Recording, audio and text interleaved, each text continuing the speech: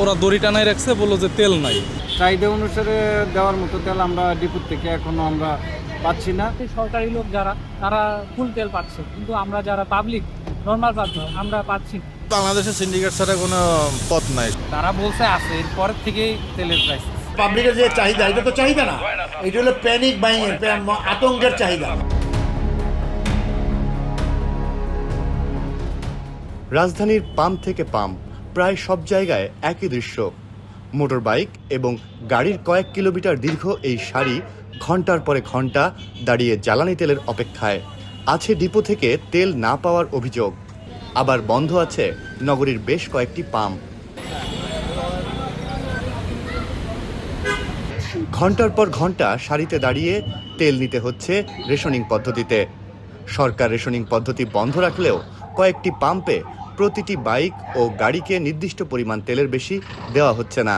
আমাদের দেশেই অকটেন এবং পেট্রোল উৎপন্ন হচ্ছে, তাহলে আমাদেরকে কেন এই হ্যাসেলের সম্মুখীন হতে হবে? ঢাকা শহরের 70% পাম্প বন্ধ। ঘুরতে ঘুরতে আমি এই যে এখানে আসছি, এসে প্রায় এই যে 2.5 ঘন্টা পার হয়ে গেল। এইভাবে চলতে থাকলে তো কয়েকদিন পর মালিক বলবে যে চাকরি করা লাগবে না, গাড়ি বসে থাকবে, তখন আমাদের কি হবে? বাজারে জ্বালানি তেল নিয়ে অস্থিরতায় ভোক্তা পর্যায়ে তৈরি হয়েছে প্যানিক বাইং বা আতঙ্কিত হয়ে তেল কেনার প্রবণতাও। অনেকেই বাইক বা গাড়ির ট্যাঙ্কে তেল মজুদ থাকলেও দীর্ঘ সারিতে দাঁড়িয়েছেন তেলের জন্য। সড়কের একাংশ দখল হয়ে গেছে তেল কেনার অপেক্ষায় থাকা যানবাহনে।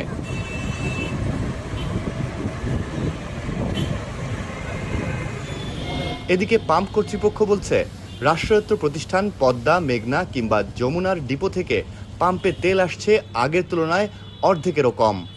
কখনো কখনো লরি দীর্ঘ সময় দাঁড়িয়েও তেল পাচ্ছে না। বেশিরভাগ পাম্পে দিনে তেল পাচ্ছে সর্বোচ্চ 1 লরি।